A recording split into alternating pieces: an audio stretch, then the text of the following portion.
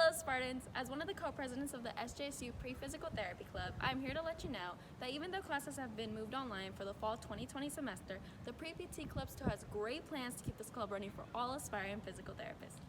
Some of the things that we will be doing this semester through the club will be hosting information sessions as well as more hands-on activities for our club participants.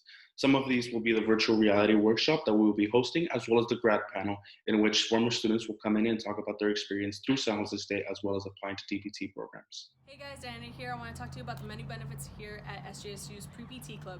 You get to strengthen your PT application through experiences. You get access to internships and volunteer opportunities that help strengthen those experiences. You also get to learn basic PT knowledge through informative and hands-on workshops that will continue virtually. Other benefits of joining the PT clubs, you get to learn about the DPT application process and how to strengthen your application throughout undergrad. You get to meet and network with physical therapists from various PT fields. Also, you get to connect with students with similar interests. Now the only thing left to do is how to join the club. All you have to do is fill out the Google form by following the link on the screen, and there's a $10 annual fee to joining the club. This grants you access to the slide decks and useful resources we talk about in the club meetings.